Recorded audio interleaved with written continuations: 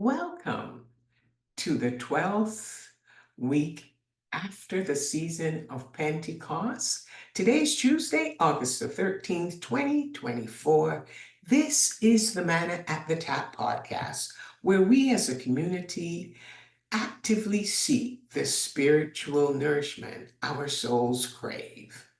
I'm Gloria, your fellow traveler on this spiritual journey, and together we offer and receive insights and interpretations from the daily lectionary readings, which provide the manna designed to nurture our spiritual growth.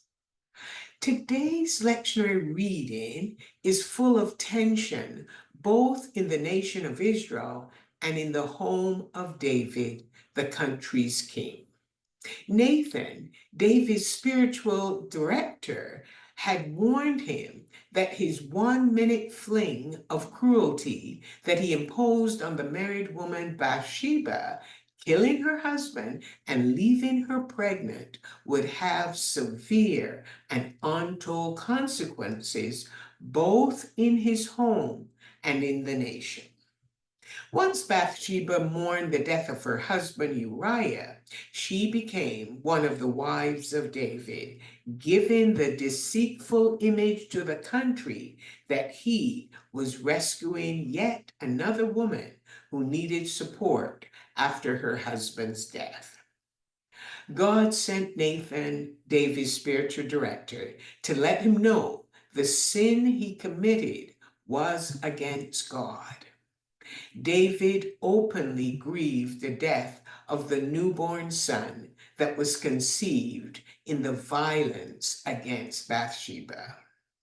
Then the fabric of David's family began to shred into pieces as David dealt with his adult children. Amnon, his firstborn and heir to the throne, raped his half sister Tamar, who was a sister to Absalom. After he listened to the advice and the plot of his cousin, who told him how to have David be part of the scheme, Tamar was left to deal with the ordeal alone, with no support from her father, David. She publicly mourned the loss of her virginity by tearing her royal robe, placing ashes on her head as she walked around wailing loudly.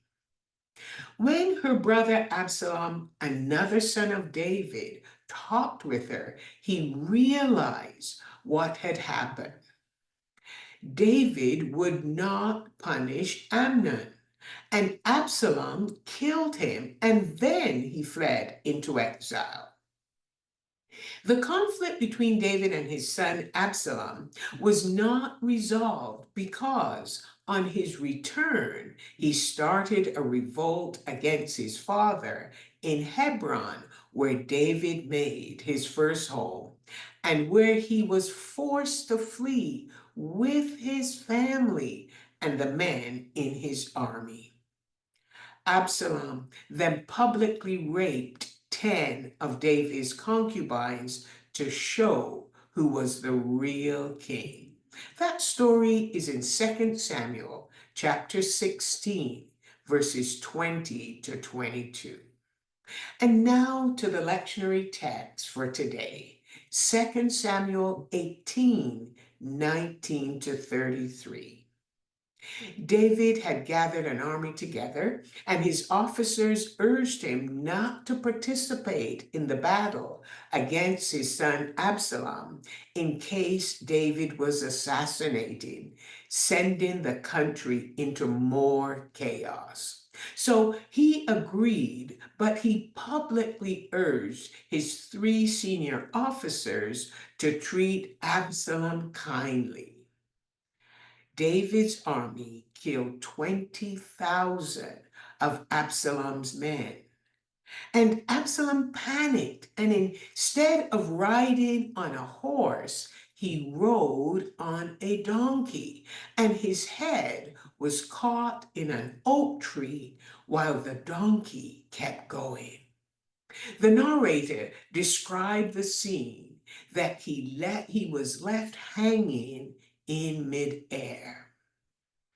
Joab, one of David's officers, struck 3 spears into Absalom's heart while he was still alive. Then 10 of Joab's armor bearers struck him and killed him. Do you remember who Joab was? He was the army general who received the letter from David to place Uriah on the front line so David could cover up his rape of Bathsheba. Joab does not waste time killing Absalom, even though David asked his officers to be gentle with Absalom.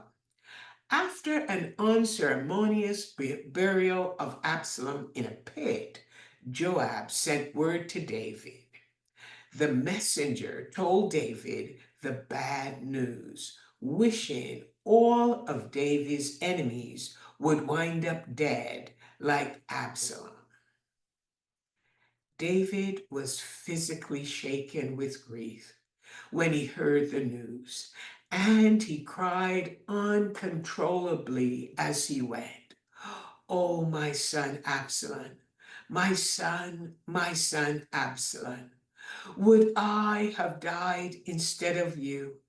Oh, Absalom, my son, my son."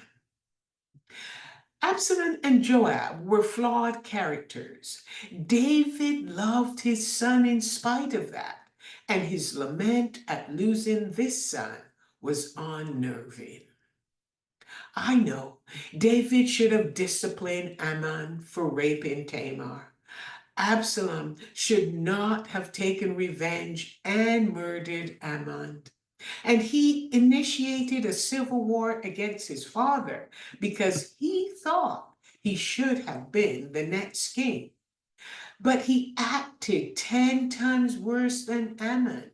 He publicly raped 10 of David's concubines.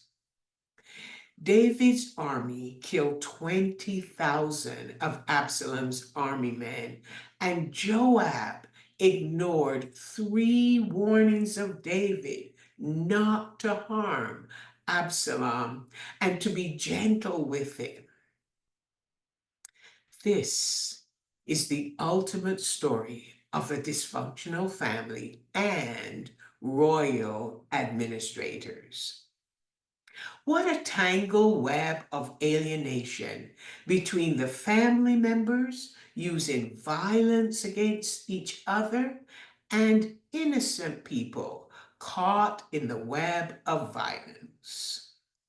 We cannot fix all the violence around us, but I wonder, is there a way in which we can use forgiveness and reconciliation to break the chains of dysfunction and violence? And how might we step out of violent situations and seek God for help? Challenging question for us to just ponder for a moment.